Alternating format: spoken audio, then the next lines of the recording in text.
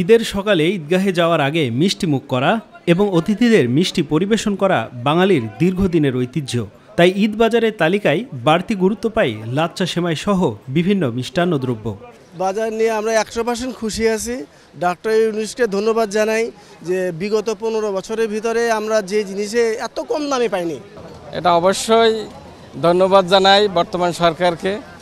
আমরা চাই এই সরকার কন্টিনিউ করুক এবং আমরা সর্বতোদি হেল্প করতে চাই। আমরা বাবার সাথে আসছি, সেমাই কিনবো, সেমাই কিনে ঈদের দিন রান্না করে খাবো। স্বরাষ্ট্রমন্ত্রী আসাদুজ্জামান কামাল তার নেতৃত্বে এলাকায় যে কোনো ক্ষেত্রে দাম বাড়ছে এবং সব কিছুরই পণ্য সবসময় বাড়ায় রাখছে। কিন্তু এবার আমরা খুব কম দামে পাচ্ছি এবং সবাই খুব ভালোভাবে চলতে পারতেছি। দোকানিরা বলছেন বরাবরের মতো এবার বাড়তি দাম নেই, এছাড়া সব পণ্যের পর্যাপ্ত সরবরাহ রয়েছে। গত বছর হিসাবে এবারে বর্তমান বাজারের দাম অনেক কম। গত বছর সাদা লাচ্ছি সেমাই বিক্রি করতাম 220 টাকা, এবারে এখন 160 টাকা করে। আর লাল কালারিং যেটা ওইটা ছিল 250 টাকার কাছাকাছি, এখন ছিল 180 টাকা হয়েছে।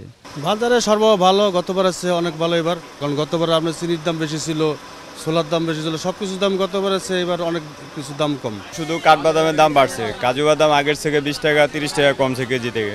গেল বছর যে চিনি 160 টাকা কেজি বিক্রয় হয়েছে তা এবার মিলছে 120 টাকায়।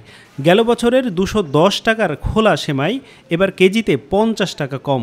এছাড়া বাদাম, গুঁড়ো দুধ, মশলা সহ মূল্য কমেছে প্রায় সব পণ্যের। প্রতি বছর ঈদ আসে আর পরিবারে কর্তার কপালে চিন্তার ভাঁজ ফেলে বাজার মূল্য। তবে 2 দশকের সেই মিথ যেন এবার ভাঙতে শুরু করেছে। বাজারে ক্রেতারা আসছেন আর স্বস্তিতে পণ্য কিনে ফিরে যাচ্ছেন নিজ পরিবারের মাঝে। এ যেন অবিশ্বাস্য এক বাজার মূল্য দেখছেন বাজারে আসা ক্রেতারা। আফজাল হোসেন, মাই টিভি, ঢাকা।